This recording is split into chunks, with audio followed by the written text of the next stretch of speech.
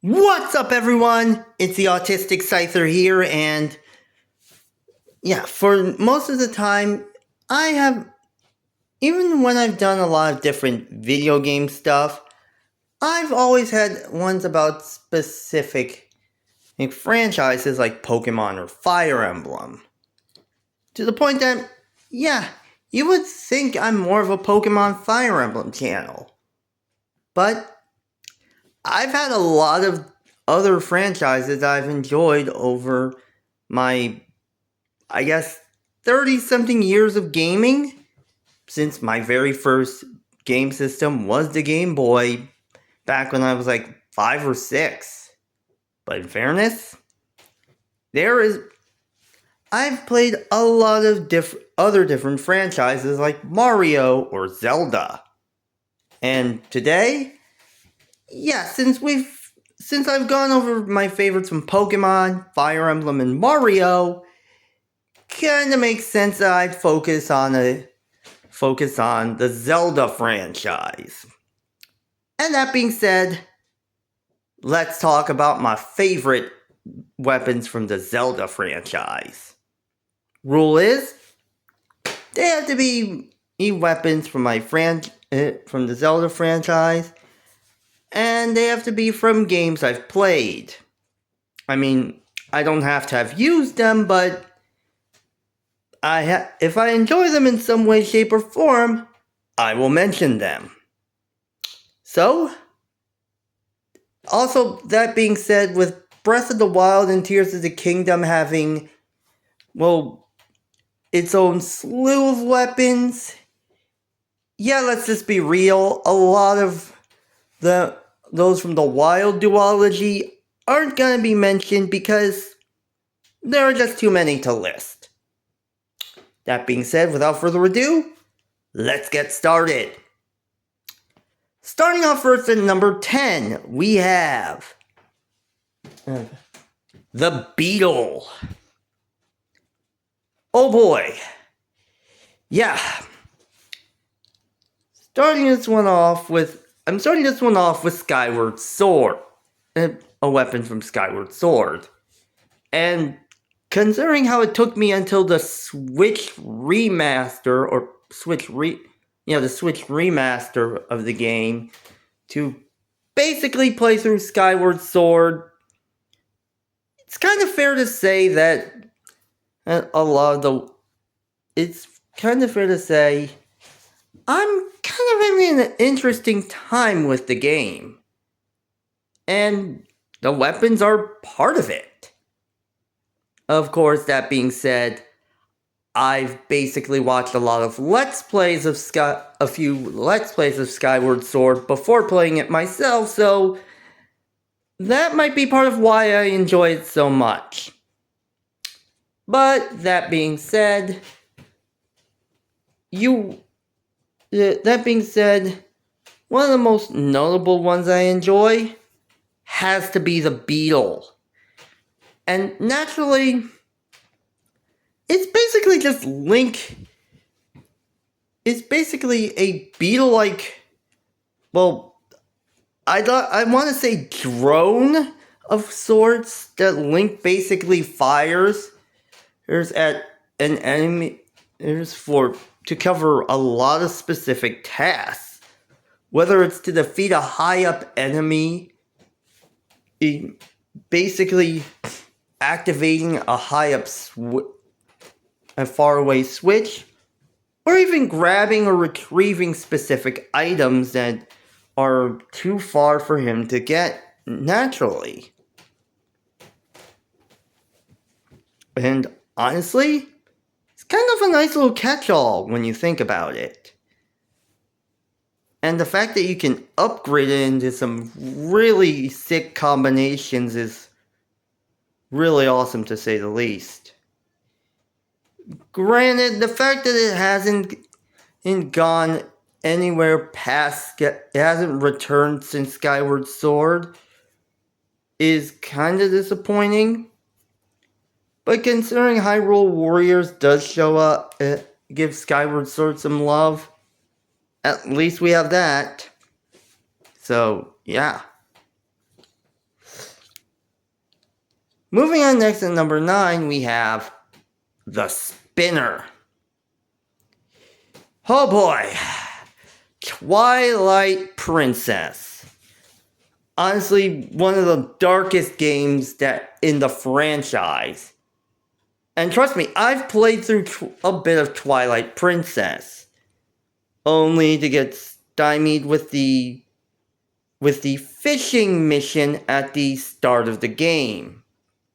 But then again, I think I'm just not good at fishing. And that's really saying a lot, considering I've had some issues with the fishing gimmicks in Pokémon and Fire Emblem as well, so it's not just Legend of Zelda fishing that stymies me. So maybe it's just fishing in general. But all that aside, considering one of my favorite boss battles in Twilight Princess is Star-Lord, because, come on, it's a skeletal dragon dinosaur. I mean, of course it's gonna be awesome. The area where you face off, the area that has it, where you face off against it as a boss, being the Arbiter's Ground, also gives you access to one of the most surprisingly awesome weapons that, honestly, I'm surprised Nintendo hasn't revisited in future Zelda entries, the spinner. And now, in all fairness, I get why they haven't brought it back, because basically just looks like a Beyblade. But in all fairness, it looks pretty awesome, as you're basically not only surfing around able to surf around on sand, but you're also able to move on rails to basically get to higher areas. And it's all pretty awesome, to say the least. And heck, that's also why the Star-Lord boss battle is one of the most awesome ones, because you're basically surfing on the spinner to basically ram into Star-Lord's spine, not reducing him to a skull, and then just moving between the walls of the arena to face off again, to basically knock into Star-Lord's skull and just slash away at him. I mean, in all fairness, Star-Lord, in all fairness, Nintendo, please bring back the spinner. Just, seriously, that was one of your most awesome weapons. And we really want to see that again.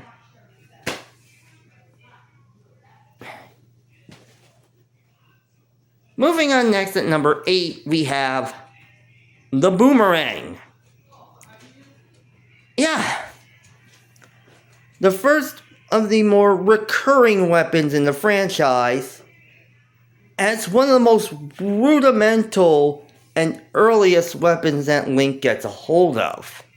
Which, honestly, it does say a lot, since it is kind of unassuming. But considering, like everyone else, or most others I know of, at least I hope that's the case, I started playing Legend of Zelda through Ocarina of Time. So basically, I was able to discover the boomerang. And again, unlike the beetle, the boomerang is able to hit opponents from far away, and is able to do some damage to them as well. Both both on the initial hit and on the crackback. And let's keep in mind that the boomerang in real life was originally invented to be a hunting weapon by the Aboriginal people of Australia. So, yeah. But in this case, it really does say a lot as considering an Ocarina of Time. The fact that the boomerang is one of the few weapons that can only be used by young Link, as in Link as a child, kind of makes sense. And especially since you can't use it as adult Link, because it's basically just Link shedding childish things, or letting go of childish things. And goes even further with the likes of Wind Waker, Twilight Princess, and Breath of the Wild, making it that much more interesting. Wind Waker allowing you to multi-target enemies in order to take several of them out in one trip. Twilight Princess adding a bit of a windy twist with the Gale Boomerang. And Breath of the Wild giving certain, different varieties and flavor of boomerang for your specific needs. And honestly, it's more or less spoiled for choice. Plus, again with Smash Brothers, it's very much a more,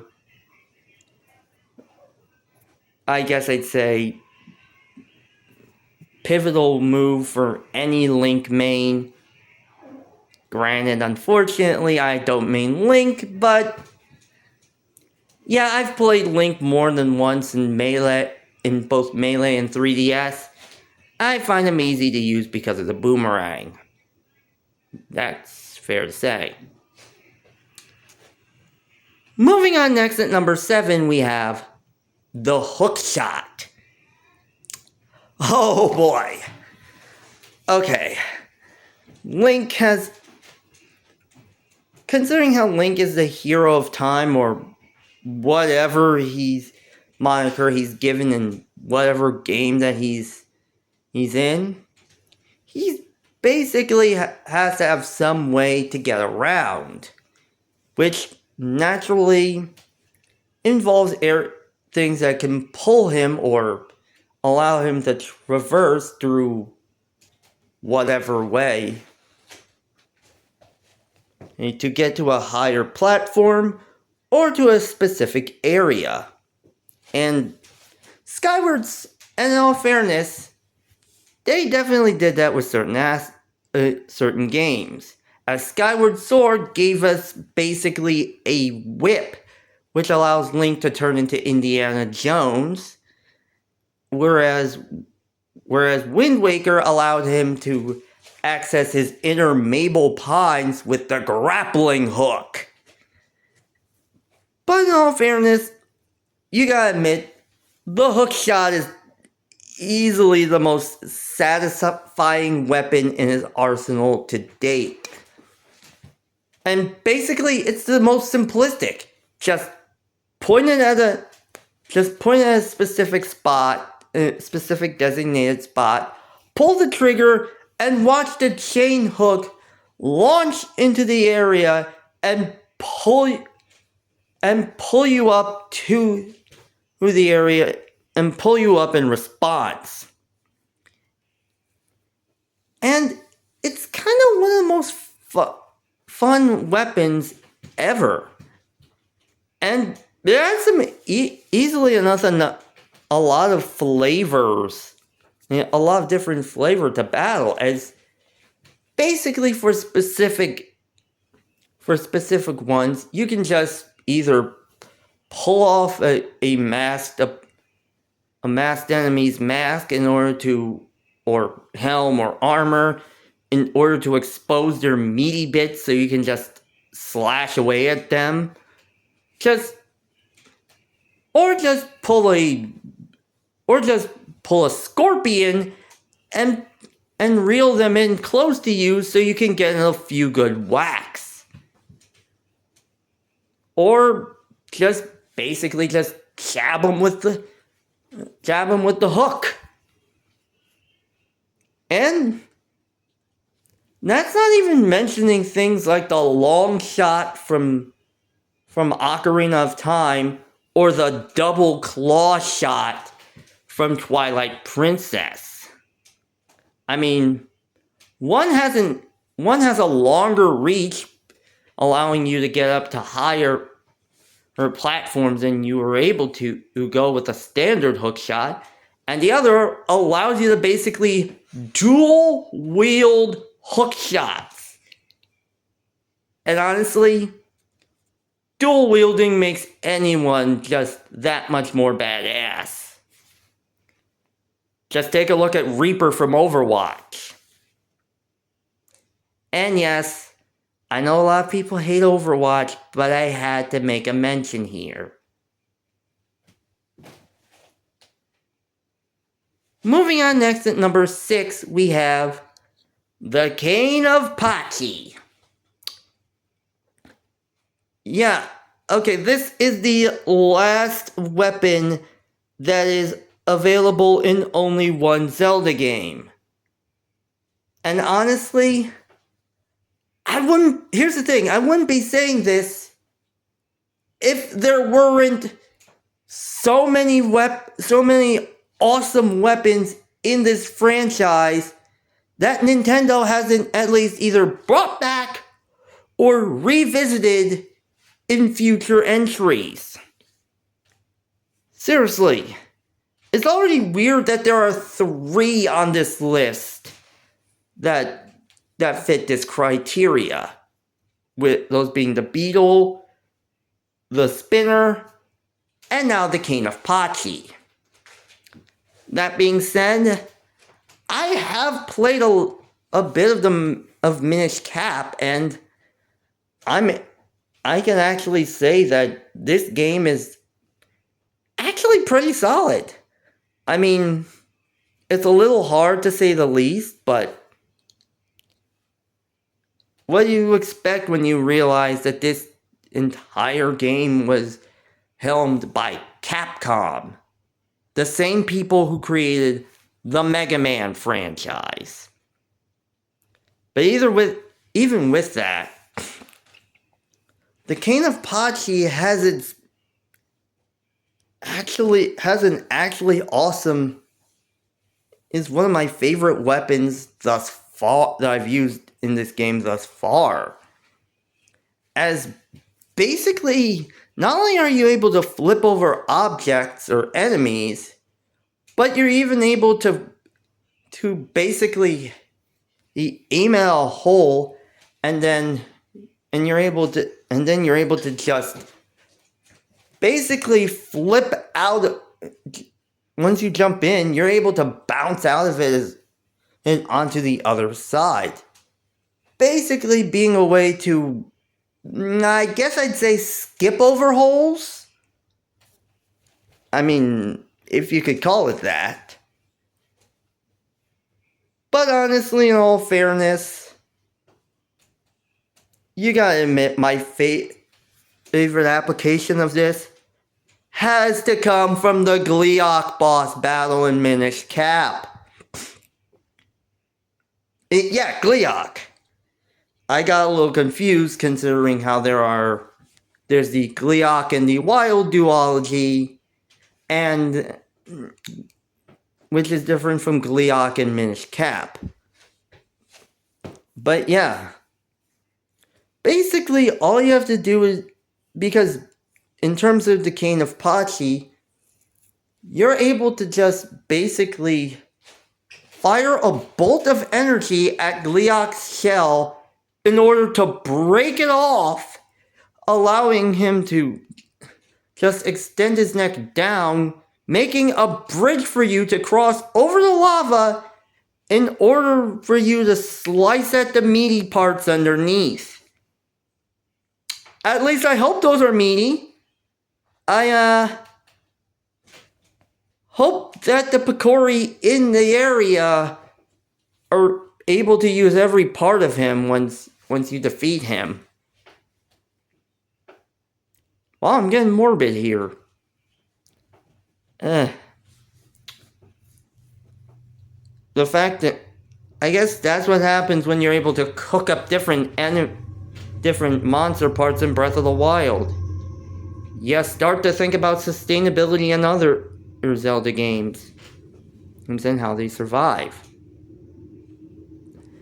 But anyway, rant aside, Cane Apache is one of the most underrated, underutilized, and one of the most awesome weapons out there. But please, Nintendo, no more one-and-done weapons from Zelda games. Just in the next Zelda game, I know you're hoping to do make an Ocarina of Time remake for the Switch too, but at least bring in at least the beetle or the spinner or the Cane of Pachi. If not in this one, maybe in the next game. Something. We really want these things back. Oh boy. Moving in next at number 5, we have the Sandrod. Alright, now I know what you're expecting. You're possibly expecting an Anakin Skywalker Star Wars Episode 2 I Hate Sand reference. But no, this weapon is actually pretty solid. And surprise, surprise, it's in 2 games. Spirit Tracks and those being Spirit Tracks and Link Between Worlds. Granted, while I was only able to use the Sand Rod and Link Between Worlds, I actually had enough information to basically discover and decide that the Sand Rod is actually pretty cool. And that's saying a lot when you're able to create sand blocks to basically walk to different to nearby or faraway platforms over sand. Basically turning sand into a bridge. And Link Between Worlds goes even further by allowing you to merge into the sand. Something Spirit Tracks was never able to do. But, and keep in mind, I've seen Spirit Tracks Let's Plays, so I've seen how that works. However, that being said, you gotta admit, both the boss battles, those are actually kind of awesome. Both boss battles that the Sand Rod are used in are actually kind of awesome. Well, basically taking on the plant in, I believe that's Zaganaga, in Link Between Worlds is kind of interesting because you're just basically using the Sand Rod to create sand platforms in order to get to it, to prune it. But the Stagnox boss battle, oh man. Honestly, what is it with weapons? Honestly, if I had a nickel for every skeletal boss that you face off against utilizing an awesome weapon, I'd have 2 nickels. Which isn't a lot, but it's weird that it happened twice. Either way, kinda awesome to say the least. Moving on next at number 4, we have the bow. Yeah, in all fairness, you knew this was coming. I am a big fan of archers in RPGs.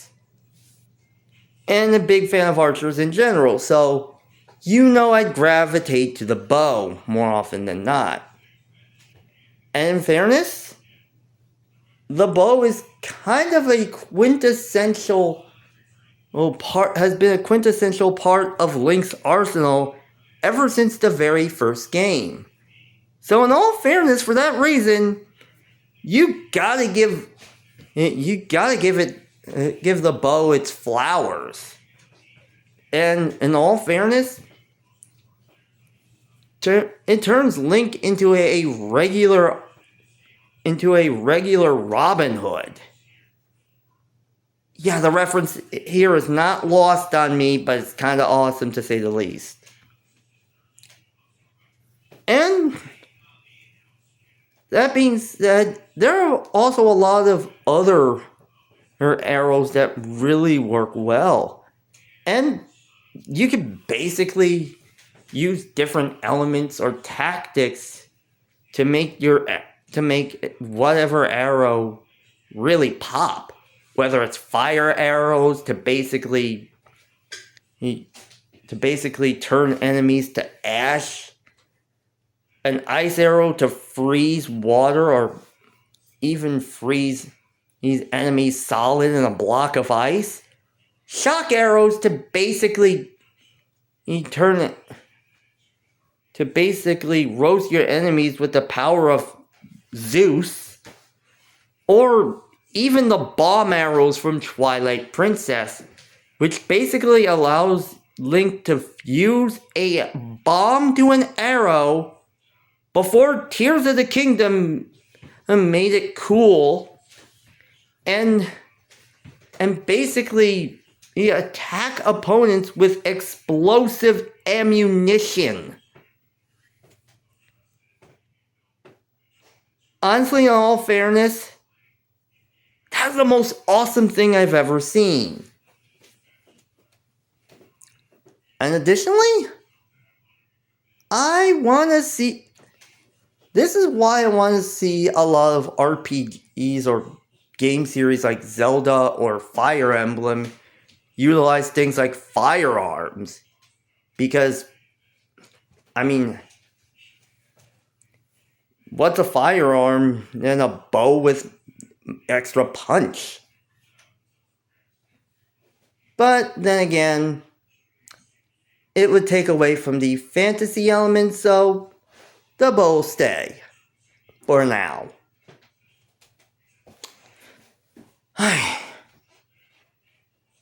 Moving on next at number 3, we have the Megaton Hammer. Oh boy. If there is ever a weapon that has given me just positive glee within using it, it's the Megaton Hammer. And don't get me wrong, when it comes to the Zelda franchise, they basically have used a lot. Whenever they've brought in a hammer, they've basically made it pretty fun to use. Whether it's the different iterations of the magic hammer, or whether it's the different iterations of the magic hammer, depending on in many different games like Adventures of Link or Link Between Worlds, or even Link to the Past. The Skull Hammer from Wind Waker, or the different equipable hammers from Breath of the Wild, they're all pretty fun to use.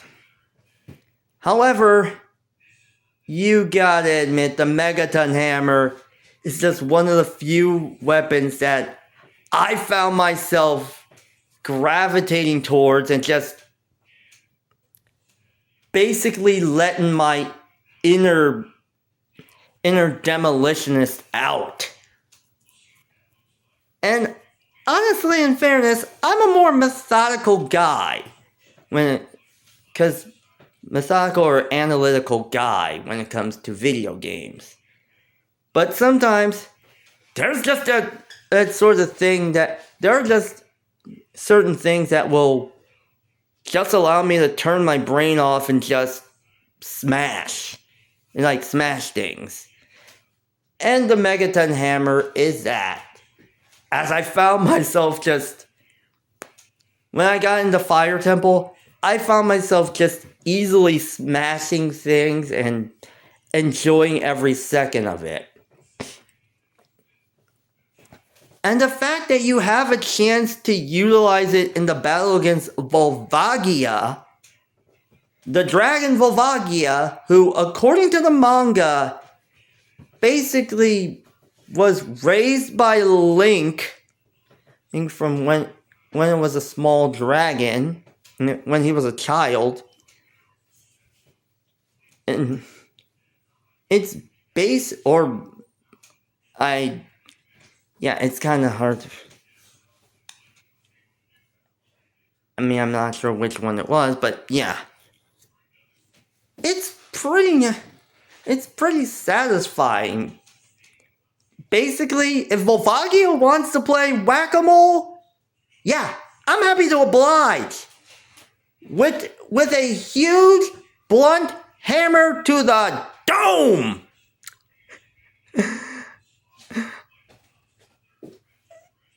Yeah, big smile on my face. That's how fun this weapon is. Just hands down.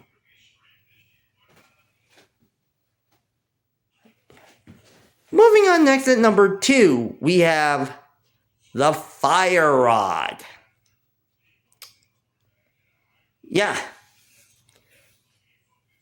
Lightning may be my element of choice, but in all fairness, I gotta say it, fire, when it comes to the Zelda franchise, fire is more or less the way to go.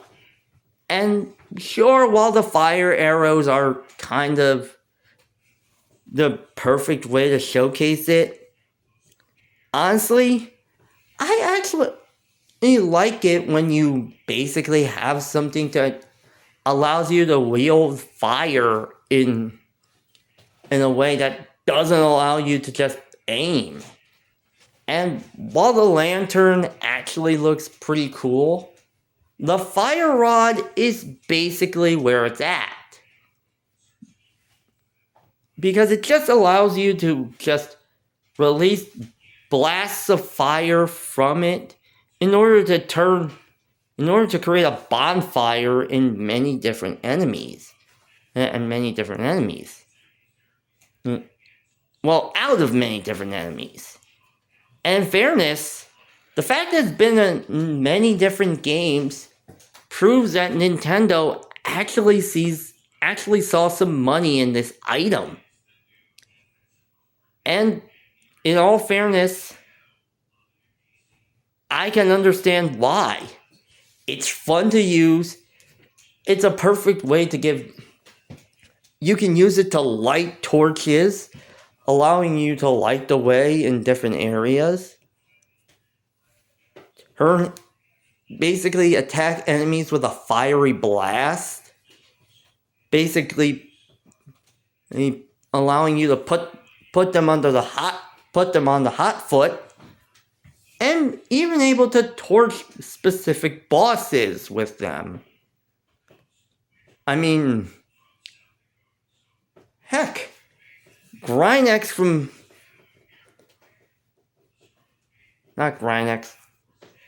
Cold Stare is one of the few I mean, heck, with it,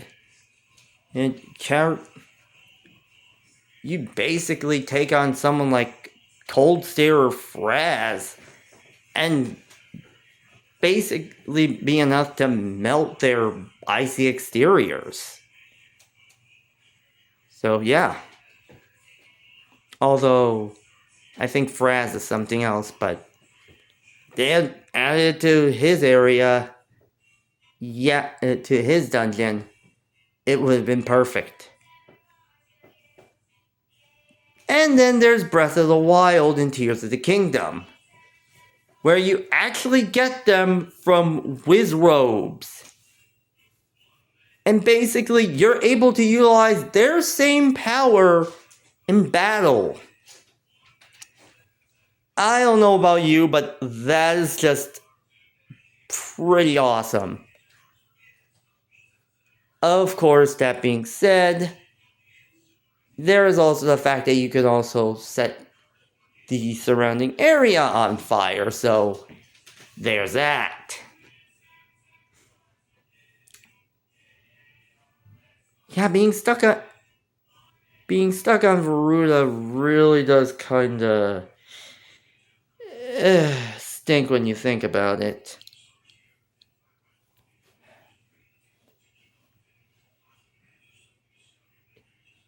Yeah, maybe I just think of gyroscopic controls. Anyway, that being said, this leaves us with the number 1 entry. And you know it, you love it. What else would it be? The Master Sword. It's a Master Sword. In fairness, what other weapon would be the number 1? What other weapon would be number 1 on a list like this? I mean, the Master Sword is one of the most iconic weapons in Link's arsenal, and one of the few weapons that Link has been linked with, if you pardon the pun, wherever he goes. And trust me, he has had a fair share of swords in different games as well. From things like the Picori Blade and Minish Cap, to the Great Fairy Sword, the Razor Sword, and the Gilded Sword in Majora's Mask. The Bigoron Sword, or the Big Goron Sword in Ocarina of Time. The Skyward Sword in, Skyward Sword. I mean, the Four Swords from Four Swords. And heck, even the countless amount of cutlasses, claymores, and scimitars from Breath of the Wild and Tears of the Kingdom. Yeah, in fairness, any one of those could have been Link's number 1 weapon. But in all fairness, when it comes down to it, the Master Sword is one of the most iconic ones because of the fact that it's the blade of evil's bane. And you gotta admit, every time Link has access to claiming the Master Sword, yeah, just seeing him pull out the sword, or in one of the most epic and climactic scenes or cinematics in whatever game he's in, is just one of the most iconic moments that will fill anyone with pride. I mean, heck, who doesn't remember Ocarina of Time when he basically pulls the Master Sword from its pedestal, allowing him to, thus transporting him 7 years into the future, or turning him into adult Link as a result. Or that time in Wind Waker where he gets it from the Tower of the Gods, and thus reveals Tetra's true, and at the same time revealing Tetra's true form as Zelda, and the King of Red Lions' true form as King Daphnes Nohan's Hyrule. Or even Breath of the Wild, and or even things like Hyrule Warriors, or Breath of the Wild, or Link to the Past, or Link Between Worlds, where you basically pull the sword, or Twilight Princess, where you find the Master Sword and claim it in just a simple, I guess I'd say, forested clearing. I mean, yeah. No matter what, anyone would just swell with pride when seeing it. I mean, heck, even in fighting, he's even brought it with him in fighting games. I mean, he's had access to it throughout all 5 entries of the Smash franchise.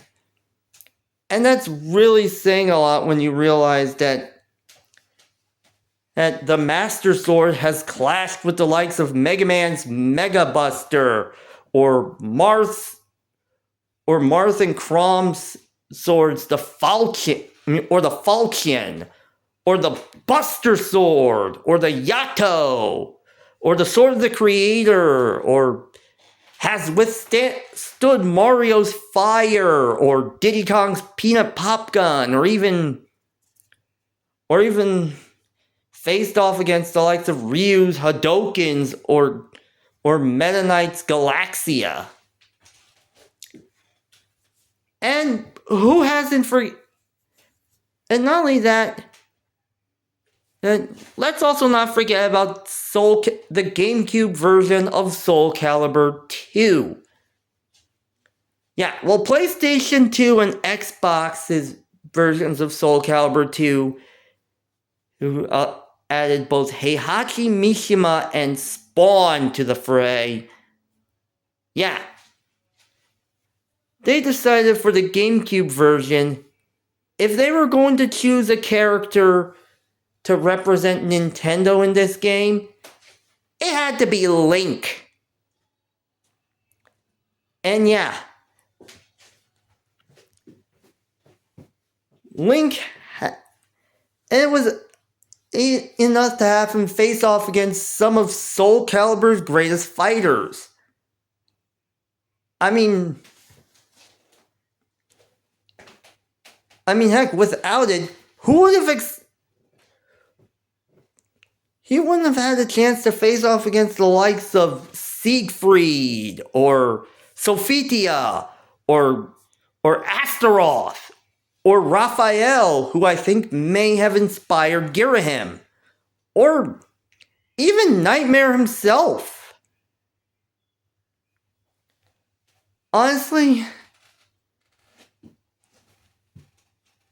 in all fairness, the Master Sword is iconic no matter what.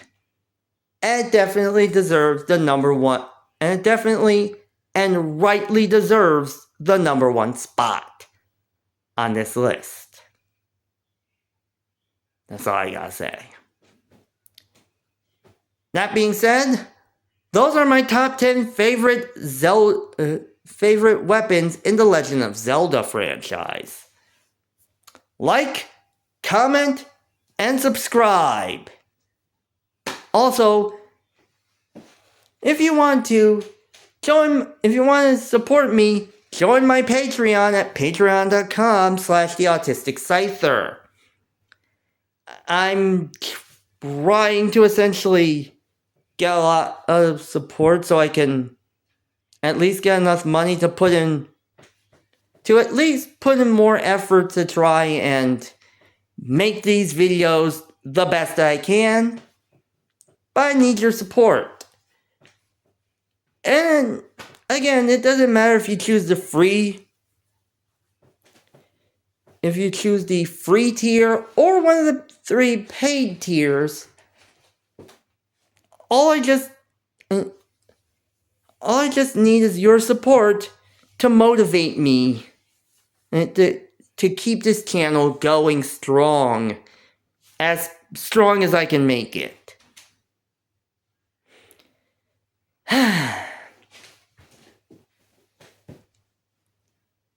That being said, I'll see you guys next time, where we take in another weapon that Link has used, but this time, but hasn't specialized in, but many others have, with the axe wielders. There's in video games. That being said, timber! And see you next time.